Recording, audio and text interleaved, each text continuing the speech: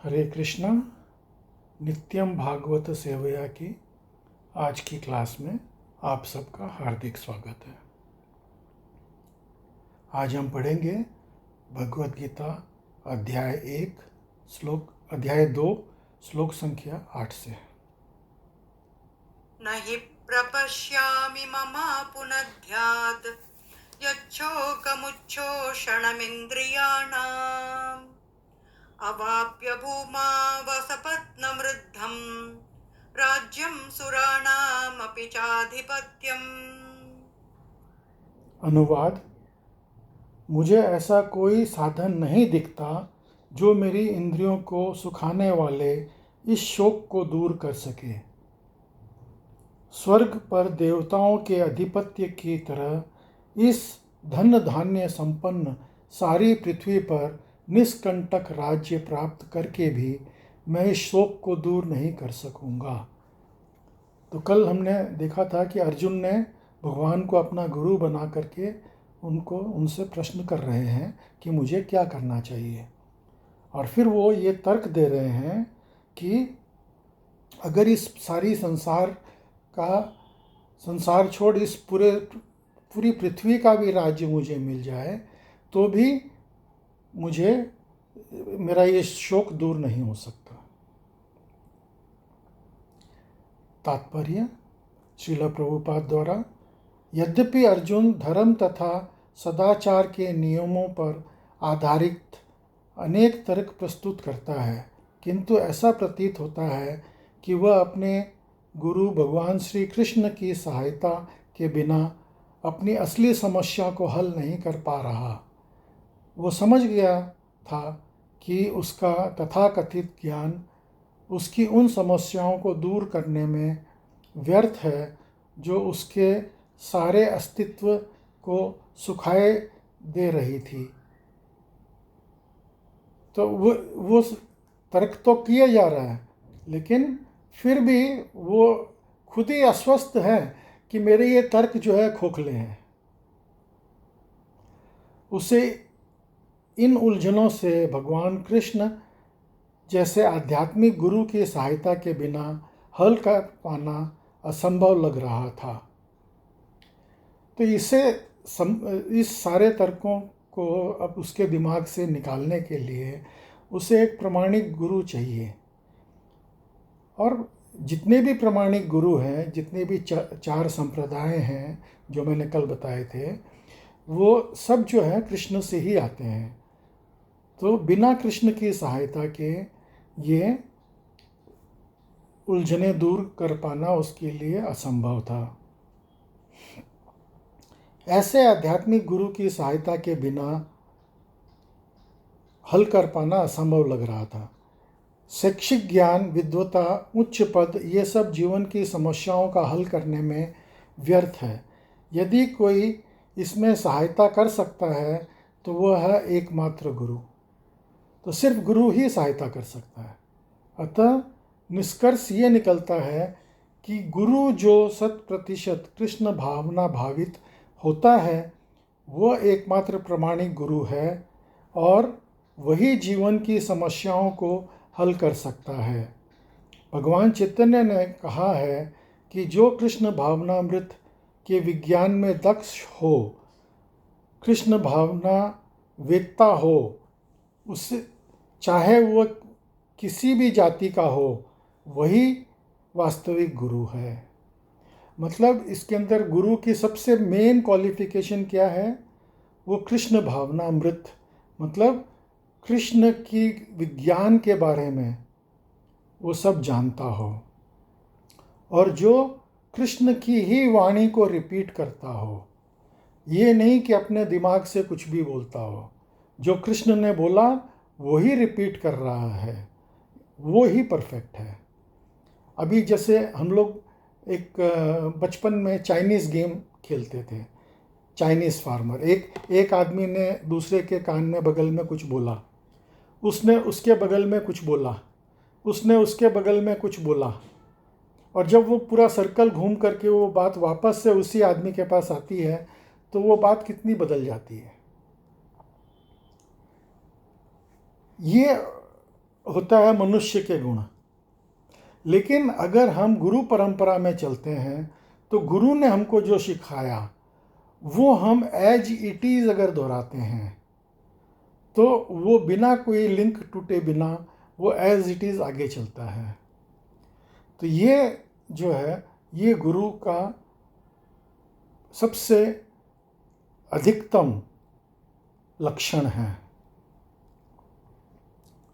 चैतन्य महाप्रभु ने कहा है किवा विप्र किवा नासी शूद्र केने नाय सेई कृष्ण तत्ववेता सेई गुरु होए। इसका मतलब है कोई व्यक्ति चाहे वो विप्र हो, निम्न जाति में जन्मा हो, शूद्र हो या कि सन्यासी हो, यदि वो कृष्ण के विज्ञान में दक्ष है तो वो यथार्थ प्रमाणिक गुरु है। ये चैतन्य चरितामृत के मध्य लीला अध्याय 8 128वें श्लोक में चैतन्य महाप्रभु ने कहा है। अतः कृष्ण तत्ववेता हुए बिना कोई भी प्रमाणिक गुरु नहीं हो सकता। वैदिक साहित्यों में भी यही कहा गया है। अब वैदिक साहित्य किसमें? पद्म पुराण में। पद्म पुराण में क्या कहा गया है? षट कर्मो निपुण विप्र मंत्र तंत्र विशारद अवैष्णवो गुरु न स्वाद वैष्णव अपचो गुरु। विद्वान ब्राह्मण भले ही वह संपूर्ण वैदिक ज्ञान में परंपरागत क्यों न हो, यदि वो वैष्णव नहीं है या कृष्ण भावनामृत में दक्ष नहीं है तो वो गुरु बनने का पात्र नहीं है। किंतु यदि शूद्र, यदि वो वैष्णव या कृष्ण भक्त है तो गुरु बन सकता है। मतलब कोई शूद्र भी जो है वो अगर वैष्णव है, वैष्णव का मतलब जो विष्णु को सरेंडर करे, जो विष्णु रूप, ये जितने भी अवतार हैं ये विष्णु रूप, अगर वो उनको सरेंडर करता है तो वो वैष्णव है और वैष्णव ही गुरु बन सकता है। अगर कृष्ण भावना में दक्ष नहीं है वो गुरु नहीं बन सकता। आगे पढ़ते हैं। संसार की समस्याएं जन्म जरा व्याधि तथा मृत्यु की निवृत्ति धन संचय तथा आर्थिक विकास से संभव नहीं है। तो पिछले श्लोक में हमने देखा था कि असली अपनी तकलीफ़ क्या है? जन्म मृत्यु जरा व्याधि, ये हमारी असली तकलीफ़ है। तो इस तकलीफ़ से मुक्ति पाना, निवृत्त होना, ये धन संचय या आर्थिक विकास से संभव नहीं है।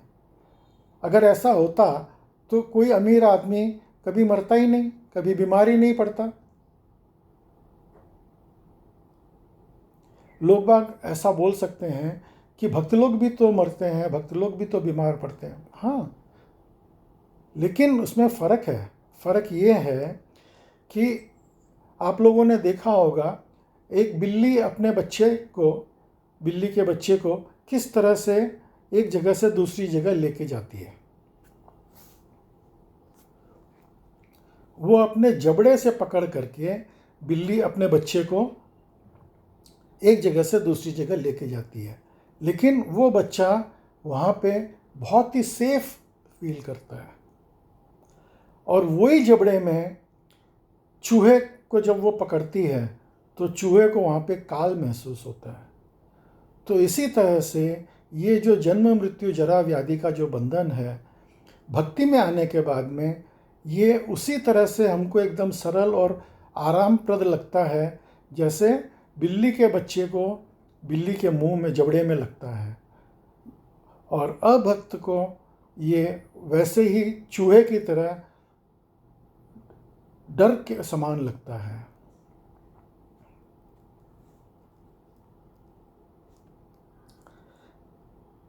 विश्व के विभिन्न भागों में ऐसा राज्य है जो जीवन की सारी सुविधाओं तथा संपत्ति एवं आर्थिक विकास से पूरित है, किंतु फिर भी उसके सांसारिक जीवन की समस्याएं ज्यों की त्यों बनी रहती है। अब कितने भी समृद्ध कुछ क्यों ना हो, लेकिन वहाँ पे ये सब समस्याएं, जीवन की जो समस्याएं हैं वो ऐसी की ऐसी बनी रहती है। चाहे वो गरीब देश हो, चाहे सबसे समृद्ध राज्य अमेरिका हो, कुछ भी हो, कहीं पे भी ये विभिन्न साधनों से शांति खोजते हैं, किंतु वास्तविक सुख उन्हें तभी मिल पाता है जब वे कृष्ण भावनामृत से युक्त कृष्ण के प्रामाणिक प्रतिनिधि के माध्यम से कृष्ण अथवा कृष्ण तत्व पूरक भगवत गीता तथा श्रीमद् भागवत के परामर्श को ग्रहण करते हैं। तो इसीलिए हमको भगवत गीता या श्रीमद् भागवतम रोज सुनना पढ़ना चाहिए। इसीलिए नित्यम भागवत सेवया, नित्य रोज हमको भगवत गीता श्रीमद् भागवतम पढ़ना चाहिए, सुनना चाहिए और उसको ग्रहण करना चाहिए, उसकी सेवा करना चाहिए। अब श्रीमद् भागवतम की सेवा कैसे होगी? उसको सुनने से। आगे बढ़ते हैं।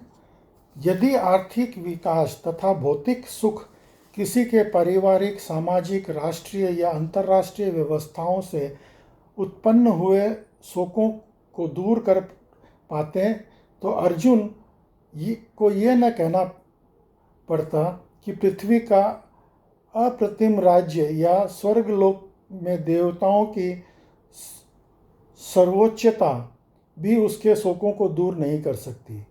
इसलिए उसने कृष्ण भावनामृत का ही आश्रय ग्रहण किया और यही शांति का, समरसता का उचित मार्ग है। तो अपनी जितनी भी तकलीफ़ें हैं, जन्म मृत्यु जरा व्याधि, उस तकलीफ़ों से दूर होने के लिए, उससे निजात पाने के लिए हमें कृष्ण भावनामृत में ही जाना चाहिए, कृष्ण की शरण में ही जाना चाहिए। आर्थिक विकास या विश्व अधिपत्य प्राकृतिक प्रलय द्वारा किसी भी क्षण समाप्त हो सकता है। यहाँ तक कि चंद्रलोक जैसे उच्च लोकों की यात्रा भी उसके लिए मनुष्य प्रयत्नशील है, एक झटके में समाप्त हो सकती है। हम सोचते हैं हम चंद्रमा पे जाकर के घर बनाएंगे, लेकिन उससे क्या होगा? क्या उससे हमारी प्रॉब्लम सॉल्व हो जाएगी? नहीं। इसी भगवत गीता में भी आगे आएगा कि आ भुवनार लोके क्षीणे पुण्य मध्यवर्ती विशांति, कि आदमी के जब पुण्य समाप्त होते हैं, जब जीव के पुण्य समाप्त होते हैं, वो चाहे स्वर्गलोक में ही क्यों ना हो, वहाँ से उसको औंधे मुंह फेंक दिया जाता है। उसके पुण्य समाप्त, उसको वहाँ से फेंक दिया जाएगा। ये जितने भी लोक हैं, पाताल लोक से लेकर के ब्रह्मलोक तक 14 लोक हैं। बीच में पृथ्वी है, नीचे पाताल लोक है और ऊपर, सबसे ऊपर जो है ब्रह्मलोक है। तो ये जितने भी लोक हैं, हम चाहे किसी भी लोक को प्राप्त हो जाए ऊपर के, और जब हमारे पुण्य क्षीण होंगे तो हमको नीचे फेंक दिया जाएगा, और जब हम अधिक पाप करेंगे तो हमको नीचे के लोक में जाना पड़ेगा, पाताल और नीचे के पाताल में जाना पड़ेगा, तलातल, रसातल और नीचे लोकों में जाना पड़ेगा, और वहाँ पे हमको यातनाएं भुगतनी पड़ेगी। जब पुण्य कर्मों के फल समाप्त हो जाते हैं तो मनुष्य सुख के शिखर से जीवन के निम्नतम स्तर पर गिर सकता है। इस तरह से विश्व के अनेक राजनीतिज्ञों का पतन हुआ। ऐसा अधम पतन शोक का कारण बनता है। यदि हम सदा के लिए शोक से निवारण चाहते हैं तो हमें कृष्ण की शरण ग्रहण करनी होगी, जिस तरह अर्जुन ने की। अर्जुन ने कृष्ण से प्रार्थना की कि वे उसकी समस्याओं का निश्चित समाधान कर दें। यही कृष्ण भावनामृत की विधि है। तो विधि क्या है? कि हम गुरु को सरेंडर करें, जो हमको कृष्ण तक पहुंचा देगा, जो गुरु कौन सबसे उचित है? जो कि कृष्ण तत्ववेता है, जो वैष्णव है। जो वैष्णव गुरु है वो ही हमको कृष्ण तक पहुंचा सकता है।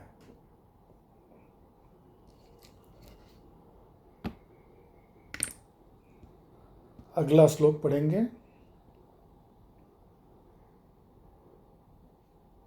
संजय उवाच एवमुक्त्वा हृषीकेशम् गुडाकेशः परन्तप न योत्स्य इति गोविन्दम् उक्त्वा तूष्णीं बभूवः। अर्थ, संजय ने कहा, इस प्रकार कहने के बाद शत्रुओं को दमन करने वाला अर्जुन कृष्ण से बोला, हे गोविंद, मैं युद्ध नहीं करूंगा, और चुप हो गया। तात्पर्य, युधिष्ठिर को यह जानकर परम प्रसन्नता हुई होगी कि अर्जुन युद्ध न करके युद्ध भूमि छोड़ करके भिक्षाटन करने जा रहा है। अभी संजय भी मजे ले रहा है। वो ये सोच करके धृतराष्ट्र को खुश कर रहा है कि अर्जुन ने ऐसा, जो वो जानता है। अच्छा, लास्ट में क्या बोलता है? परंतप।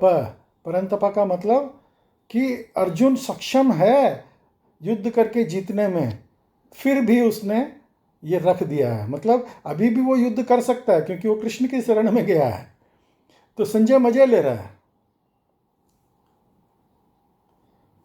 किंतु संजय ने उसे पुनः ये कहकर निराश कर दिया कि अर्जुन अपने शत्रुओं को मारने में सक्षम है, परंतप यद्यपि कुछ समय के लिए अर्जुन अपने पारिवारिक स्नेह के प्रति मिथ्या शोक से अभिभूत था, किंतु उसने शिष्य के रूप में अपने गुरु श्री कृष्ण की शरण प्राप्त कर ली।